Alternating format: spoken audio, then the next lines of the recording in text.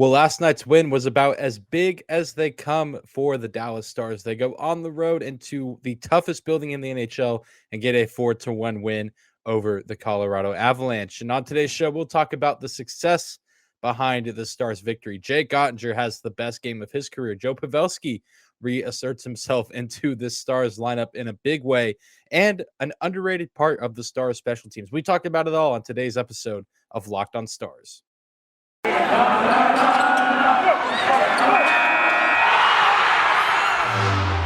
You're Locked on Stars, your daily podcast on the Dallas Stars.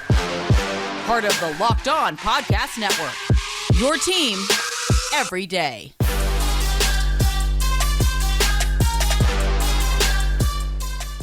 Howdy, Stars fans. Welcome back to the Locked on Stars podcast, the only daily podcast covering the Dallas Stars, part of the Locked on Podcast Network, your team every day. I'm your host, Dane Lewis, your local expert on all things Dallas Stars, credentialed member of the media. It is Wednesday, February 16th, the middle of the week, and we are here to talk about a big night for the Dallas Stars. It was a big night across the NHL. Sidney Crosby scores his 500th career goal. Alexander Ovechkin scores goal number 30 and 31 on the year. I believe that's now 16 seasons in a row that Ovi has notched at least 30 goals. So he continues to divide time. And at the time of recording this, the Edmonton Oilers are up 3-2 on the LA Kings with about 3 minutes left in their matchup. If Edmonton wins that game, which by the time you're hearing this, that game will have wrapped up, they are, on the outside looking in just barely, or actually tied with Anaheim with 55 points, I believe, for that second wildcard spot in the West. So we'll see if that score holds by the time you guys hear this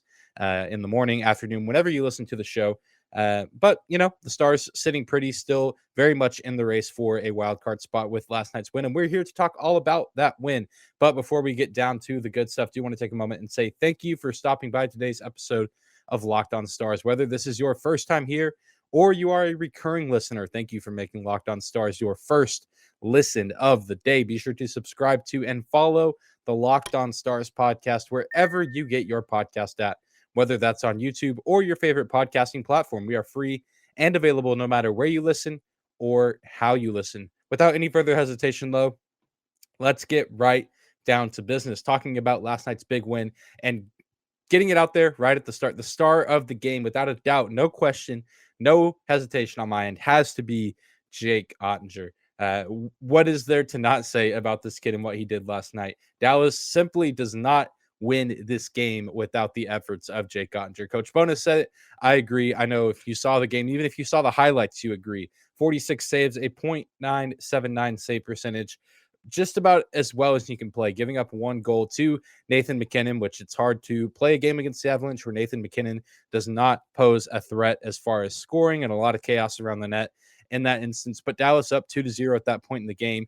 Oettinger does give up that goal, but then he never lets the puck cross the line again, and it came up big for this Stars team. And it wasn't just long-range saves, simple saves. A lot of these saves were at point-blank range. They were on breakaways because this Colorado team has so many speedy skaters like MacKinnon, like Makar. Several rebound opportunities, made some crazy diving saves with his pads.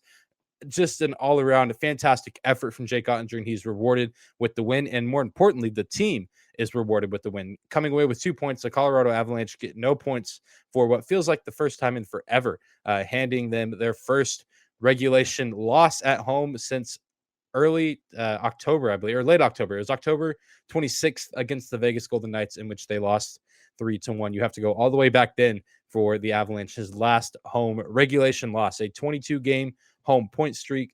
Absolutely insane, but the streak is finally over, and the Stars continue to shatter streaks, all thanks to Jake Oettinger really keeping Colorado out of the net when it mattered most, which was mainly down the stretch. But making all those big point-blank saves, breakaway saves, and of course coming up big on the power play as well. The Colorado Avalanche went 0 for 4 on the power play, which we'll talk about the Stars' penalty kill a little bit later in the show. And as great as Oettinger was, definitely want to give credit to the defensemen on the team. 16 block shots amongst the defensemen alone. This doesn't include forwards. Yanni Hakanpää, 5 blocks, Klingberg 3, Miro 3, Ryan Suter 3, and Esa Lindell with 2. So I think the shots on goal were absolutely lopsided.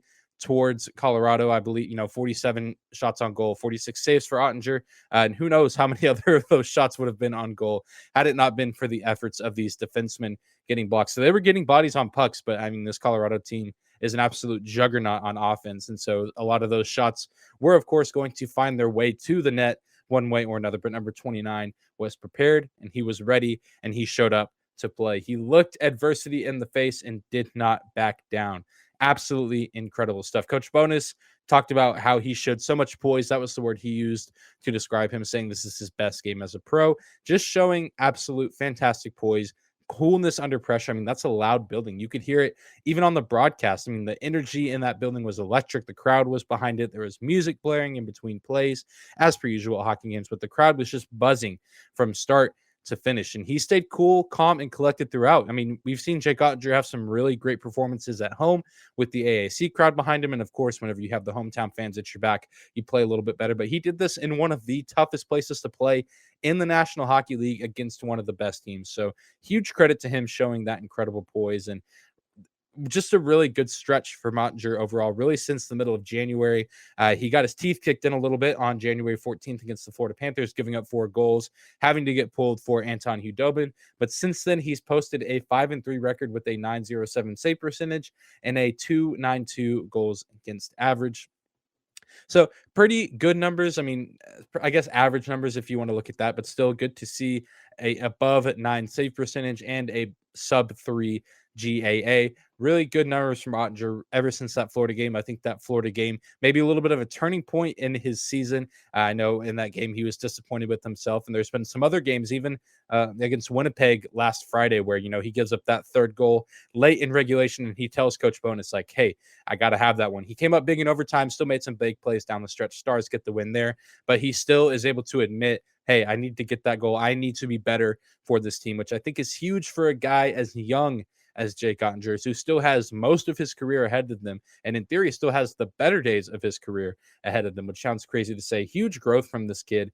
You don't always see that from professional athletes at this young of an age, to see that hunger and that drive to get better after getting knocked down.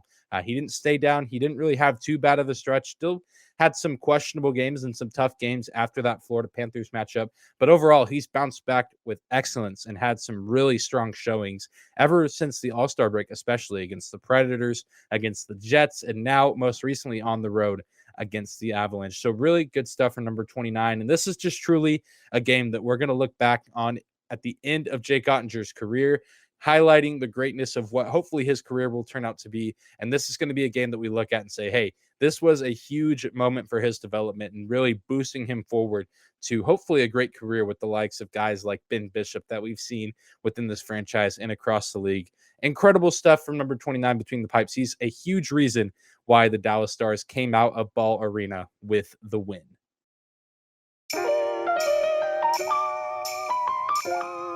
Today's episode is brought to you by Built Bar. Built Bar Puffs are the first ever protein-infused marshmallow. They're fluffy, they're marshmallowy, and they're not just a protein bar, they're a treat. And they're covered in 100% real chocolate. Puffs are a fan favorite with some incredible flavors, including yummy cinnamony churro, coconut marshmallow, and banana cream pie. So many delicious flavors, they're bound to be your new favorite. All Built Bars are covered in 100% real chocolate, including the Puffs, 100% real chocolate. Low calorie, high protein. You can replace your candy bars with Built Bars. They are better than a typical candy bar, which can be anywhere from 200 to 300 calories. At Built Bar, they are all about taste. They make it taste delicious first, then figure out how to make it healthy. And I don't know how, but they pull it off every single time without fail. You can go to Built.com right now and use promo code LOCKED15 to get 15% off your order. Again, use promo code LOCKED15 for 15% off your order at Built.com.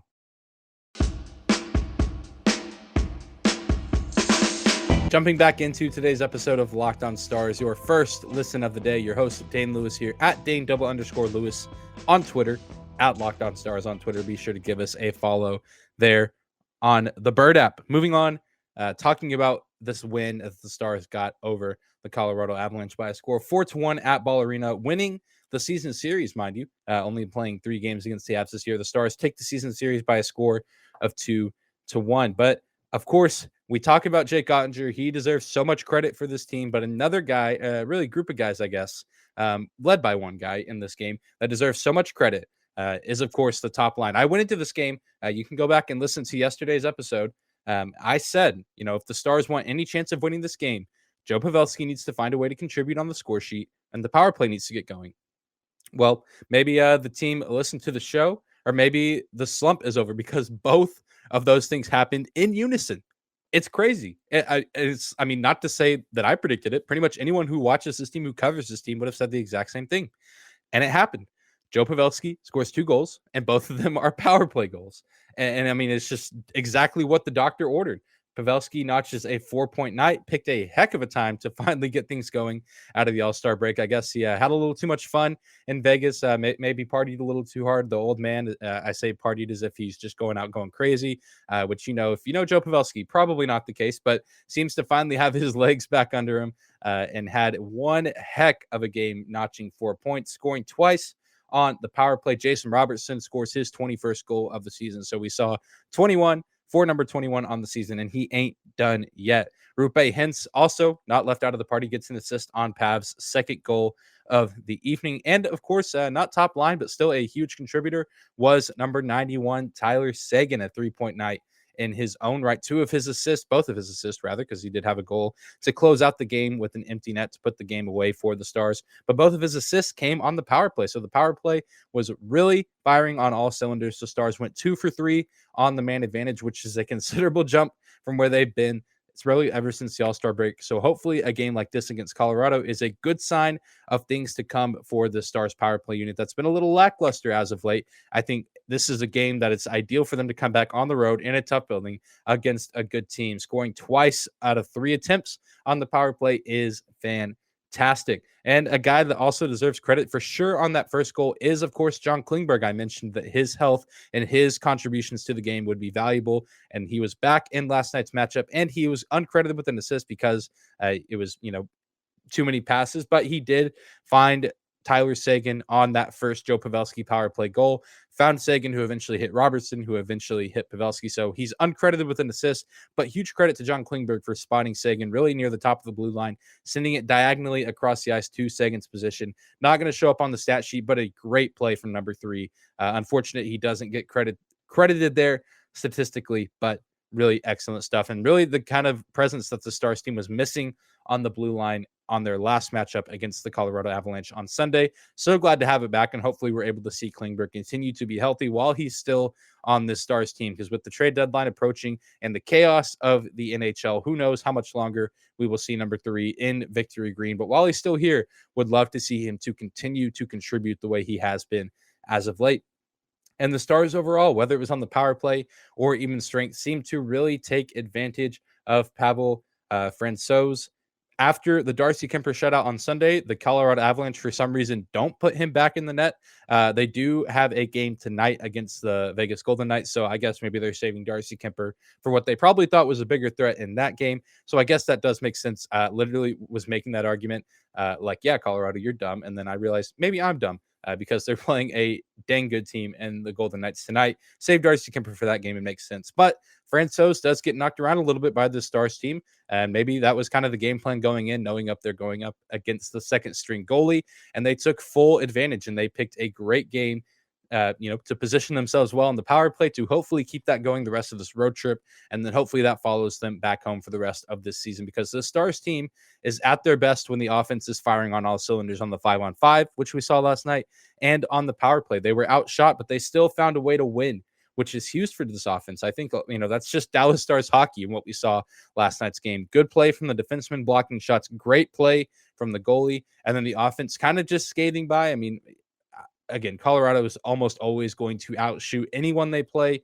So not really a shock there, but, talking with some of my buddies at one point, it was like, maybe not 40-16, or maybe it was, and maybe I'm just crazy and it's late at night recording. But I mean, it was just a very lopsided shots on goal, but the Stars were up 3-1. And it's like, hey, you take it. I mean, you take those opportunities, and part of that is succeeding on the power play, on the man advantage, taking advantage of those brief opportunities that you get. And that's just the way the cookie crumbles sometimes in the NHL. And the Dallas Stars, the beneficiary of that last night, the power play, is back. Joe Pavelski seemingly back, and they picked a great time to reintroduce themselves now with supposedly 2 weaker opponents coming up on the road to close out this week/weekend slate. But the power play doesn't deserve all the credit. And coming up after a quick break, we will talk about the Stars' other half of their special teams and their contributions to this team since the All-Star break.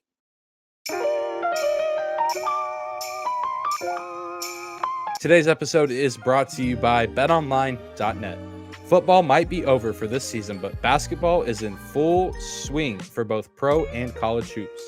From all the latest odds, totals, player performance props to where the next fired coach is going to land, BetOnline.net is the number one spot for all your sports betting needs. BetOnline remains the best spot for all your sports scores, podcasts, and news this season. And it's not just basketball. BetOnline.net is your source for hockey, boxing, UFC, right down to Olympic coverage and information.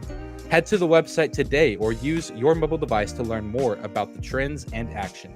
BetOnline.net, where the game starts. Today's episode is also brought to you by RockAuto.com. With the ever-increasing numbers of makes and models, it's now impossible for your local chain auto parts store to stock all the parts you need. Why endure often pointless or seemingly intimidating questioning and wait while the person behind the counter orders the parts on their computer, choosing the only brand their website happens to carry? You have computers with access to RockAuto.com at home and in your pocket. You can save time and money when using Rock Auto. Rock Auto's prices are reliably low for every customer, and they've been serving do-it-yourselfers for over 20 years. They have everything that you could possibly need for your car or truck. Brake parts, tail lamps, motor oil, and even new carpet. Go to rockauto.com right now and see all the parts available for your car or truck. Write Locked On in their How Did You Hear About Us box so they know that we sent you. Amazing selection, reliably low prices, all the parts your car will ever need at rockauto.com.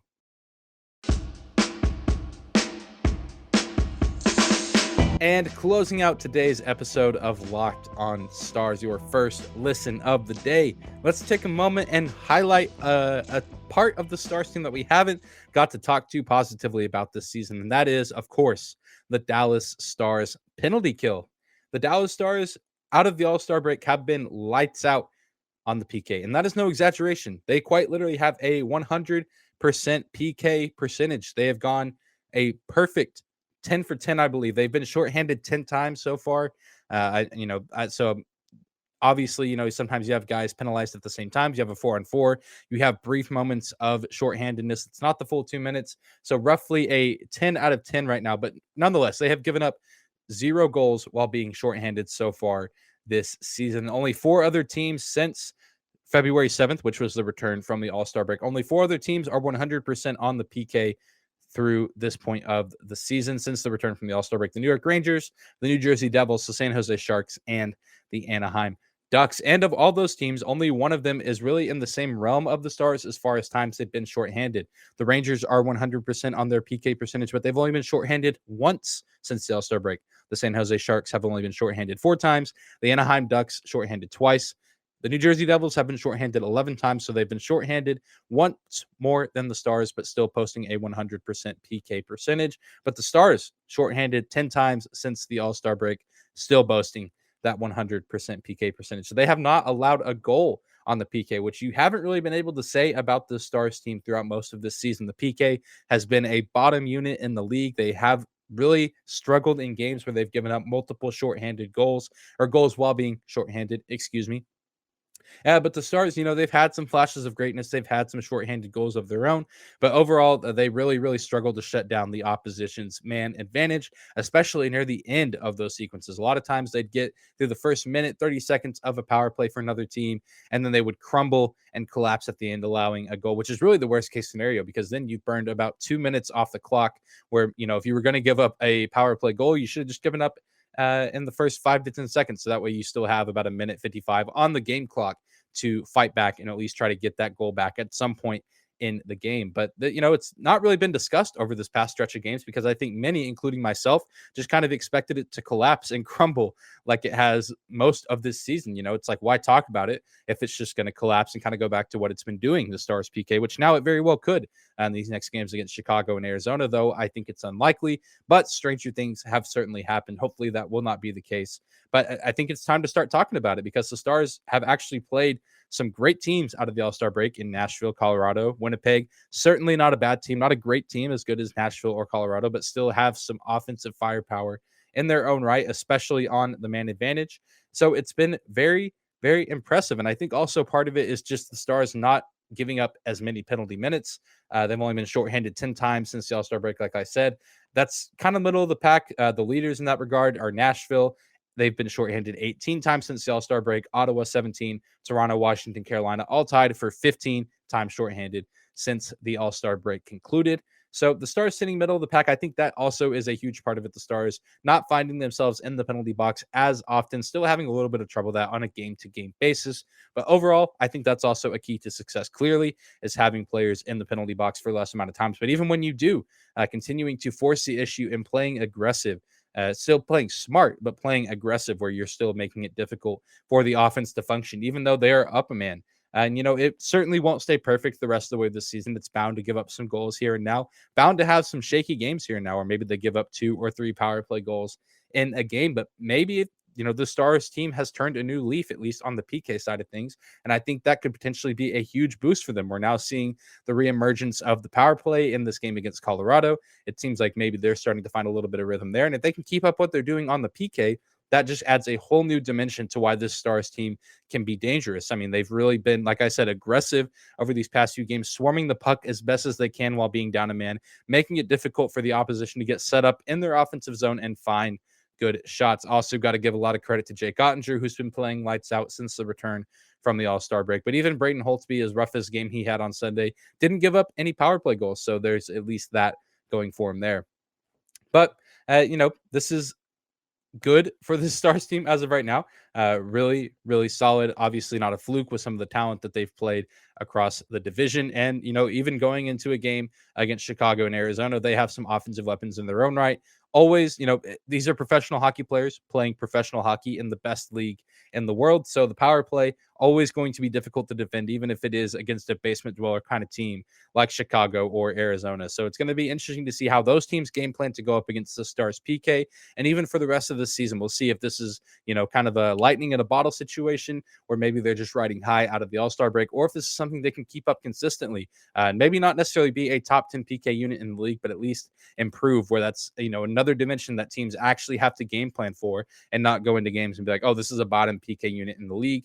We're going to have a lot of success against this team whenever we have the man advantage. So great stuff from the Stars. Also continue to stay out of the penalty box, Dallas, and you will be just fine. And maybe these numbers will still stay really hot. But the PK for the Dallas Stars deserves a lot of credit, really, ever since the All-Star break has concluded, but especially last night, keeping the Colorado Avalanche going 0 for 4 on the power play in their own building. Absolutely huge. And I can't wait to see how the PK continues to perform whenever they're out there on the ice.